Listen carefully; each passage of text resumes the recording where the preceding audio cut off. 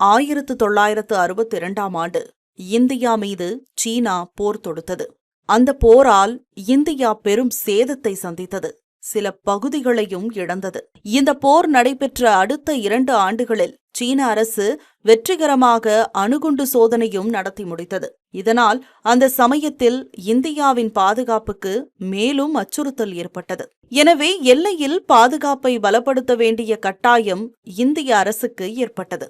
குறிப்பாக தனது எல்லைப் பகுதியில் சீனா என்ன செய்கிறது என்பதை துல்லியமாக கண்காணிக்க வேண்டிய அவசியம் உருவானது. எல்லையில் சீன அரசு அணு ஆயுத சோதனைகளை நடத்துகிறதா, இந்திய எல்லையை தாண்டி ஏவுகணைகளை அனுப்புகிறதா என்பதை அறிய என்ன செய்யலாம் என அதிகாரிகள் ஆலோசித்தனர். அந்த ஆலோசனையின் முடிவில் எல்லைப் பகுதியில் அணுசக்தியால் இயங்கும் டிவைஸ் ஒன்றை பொருத்த முடிவு செய்யப்பட்டது. உத்தராகண்டில் உள்ள நந்தா தேவி சிகரம் அதற்காக தேர்ந்தெடுக்கப்பட்டது. அதுதான் இந்தியாவின் 2வது மிகப்பெரிய சிகரம் என்பதால் அங்கிருந்தபடி சீனாவின் நடவடிக்கைகளை கண்காணிக்க திட்டமிடப்பட்டது.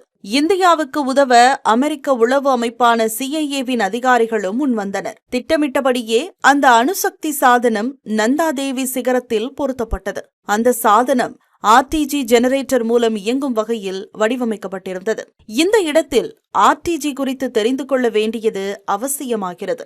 RTV ஜெனரேட்டர் என்பது ஒரு அணுக்கரு பேட்டரியாகும். Radio isotope thermoelectric generator என்பதன் சுருக்கம்தான் RTV. இதன் மையத்தில் உள்ள கதிரியக்க ஐசோடோப் சிதைவடையும் போது வெப்பம் உருவாகும். அந்த வெப்பம் பின்னர் மின்சாரமாக மாற்றப்பட்டு பயன்படுத்தப்படும். பெரும்பாலும் புளூட்டோனியம் 238 தான் இந்த வகையிலான மின்சார தயாரிப்புக்கு பயன்படுத்தப்படுகிறது. சுருக்கமாக கூறுவதென்றால், கதிரியக்க பொருட்களிலிருந்து வெளிப்படும் வெப்பத்தை மின்சாரமாக மாற்றும் பேட்டரிதான் RTV.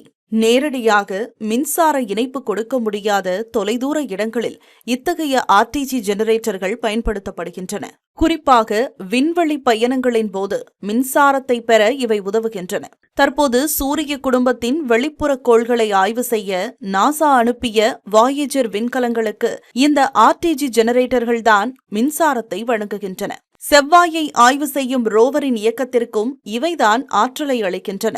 இத்தகைய RTV ஜெனரேட்டர் மூலம்தான் நந்தா தேவி சிகரத்தில் பொருத்தப்பட்டிருந்த சாதனத்திற்கும் மின் ஆற்றல் வழங்கப்பட்டு வந்தது. ஆனால் அடுத்த சில வருடங்களில் அந்த சாதனமும் RTV ஜெனரேட்டரும் திடீரென காணாமல் போயின. பனிப்பொழிவில் நன்றாக புதைந்திருக்கலாம் என சிலர் கூறினர். இல்லை, பனிச்சரிவில் அவை அடித்து செல்லப்பட்டிருக்கலாம் என மற்றொரு தரப்பினர் தெரிவித்தனர். எது எப்படி இருந்தாலும் அவை மாயமாகிவிட்டன. அந்த சாதனமும் RTV ஜெனரேட்டரும் இன்று வரை நந்தா தேவி மலைத்தொடரின் ஏதோ ஒரு பகுதியில்தான் புதைந்திருப்பதாக நம்பப்படுகிறது. இது ஆய்வாளர்கள் மத்தியில் சிறிய அளவிலான அச்சத்தை ஏற்படுத்திய வண்ணமே உள்ளது. காரணம், RTV ஜெனரேட்டர் என்பது கதிரியக்கத்தை ஏற்படுத்தும் பேட்டரி.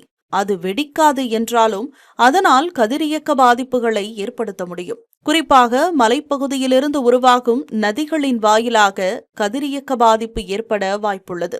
இதனை அறிந்திருந்த ஆய்வாளர்கள் 1978ஆம் ஆண்டே இது குறித்து ஆய்வு ஒன்றை நடத்தினர். நந்தா தேவியின் பனியாலான மலைமுகடுகளில் இருந்து உற்பத்தியாகும் ஆறுகளில் கதிரியக்க பாதிப்புகள் உள்ளதா என ஆய்வு செய்தனர். ஆனால் அவ்வாறு எந்த பாதிப்பும் ஏற்படாதது அனைவருக்கும் சற்று ஆசுவாசத்தை அளித்தது. ஆனால் தற்போது நிலைமை மாறியிருக்கவும் வாய்ப்புள்ளது.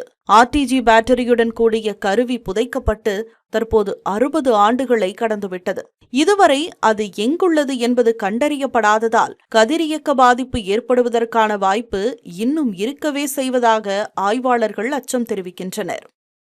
13 years of trust, a revolution of gratitude, 100% assured appreciation. With gratitude, G-Square oda 13th year anniversary offer plot villa apartment எது புக் பண்ணாலும் 25 வருஷத்துக்கு பவர் இருக்கும். ஆனா EB bill இருக்காது. Up to 5 kilowatt solar panels with no additional cost ஓட கிடைக்கும். Zero EB revolution. To book, call 8939710009.